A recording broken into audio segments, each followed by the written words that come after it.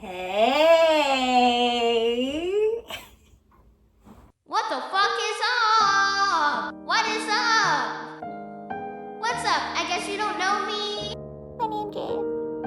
My name is Bonnie, and today we gotta talk about too much. What do you guys think of this setup? Do we love it? Do we hate it? 'Tis the season, my favorite season, Squid's favorite season, so Halloween. Hence the attire. So Too Much, created by Lena Dunham, starring Megan Stalter and Will Sharp. A romance slowly blooms between the two. Felix and Jessica must bridge cross-cultural relationship divides, their respective relationship histories, and own family dynamics in order to hopefully stay in a healthy relationship. AKA, it's right up our fucking alley, folks. Romance. So the series focuses on Jessica, who, upon doing a lot of research on this show, a lot of people don't like her, but I found her really relatable. Feels like my inner voice in my head. She is a 20-something-year-old film director, and she's just trying to make it. She's coming out of a really toxic relationship with her ex. I think his name was Zev. Piece of shit fucking loser. And she moves to London to start anew, just for her to go and find herself, you know, really dig into her roots. Spoiler alert! She never fucking changes. She doesn't change at all. In fact, she puts herself in even more difficult situations. It turned out her life is kind of hitting a fan. There's a part where she goes to her ex's house. He's in bed with the woman that he got with after, might be during, while they were together. She's like screaming at them in bed after she's broken into their house. I'm gonna need you to write out all of the reasons why you thought it was a good idea to leave me. You're gonna write that in blood, bastard! You're gonna write that in blood! And honestly, valid crash out. Fast forward, she moves to London. Her first night there, she goes to a pub. A pub!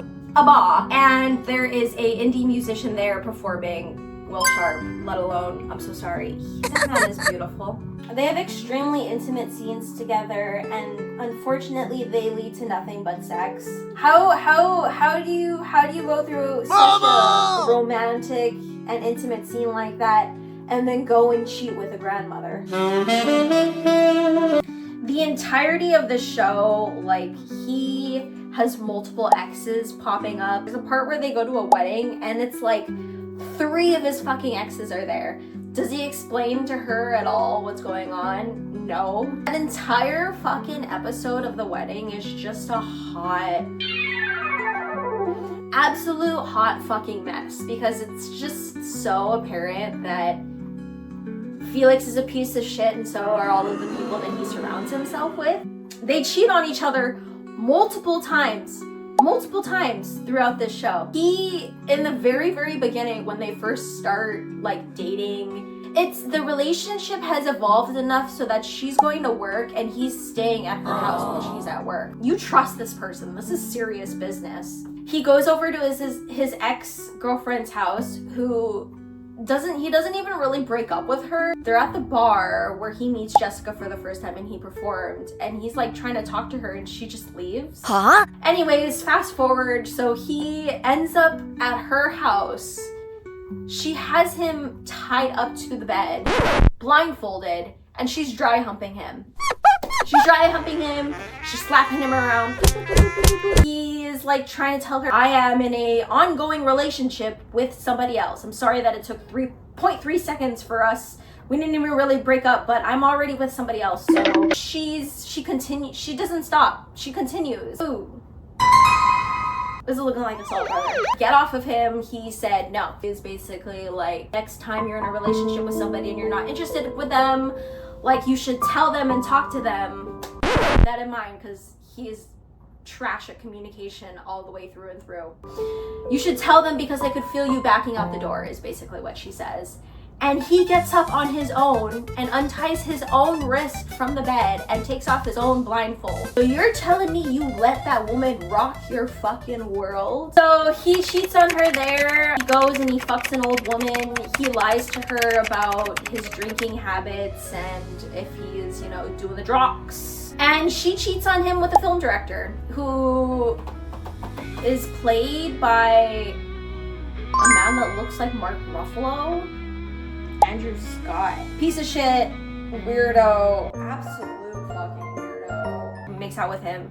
He says some weird shit about her stockings, and then like she gets freaked out and leaves. So they're like just cheating on each other. At the end, you're thinking, okay, you know, shit hit the fucking fan. She left to go to London to get her shit together, and then she ends up just putting herself, Jessica just ends up putting herself in more fucking trouble. So maybe at the end, she finally decides that she's gonna put herself first. Spoiler alert, they get fucking married. They get fucking married. Right. The final episode. She finally talks to Wendy. Wendy comes from the US and is like doing work in London. I loved this part. I love women supporting women. We talk about how fucking terrible and disgusting and toxic Zev, whatever the fuck his name is, that weirdo. They find a lot of, you know, similarities between their relationships. He finally sees Jessica for who she is, not just some crazy fucking ex, but a deeply hurt woman. And from that, you know what we get? We get the epiphany that we should go and glue our hands in front of Felix and confess our undying love for him after he slapped himself in the face in front of us like a fucking narcissist while we were crying about our dog dying. So final thoughts. I really thought that it was going to be a series about a woman finding herself and going through life trials, healing the deeply insecure part of herself.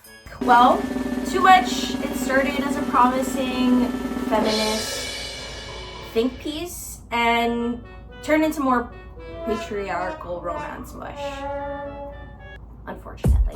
Anyway, I hope you enjoyed this new format. Tell me if you like it down below, and I will see you in the next one.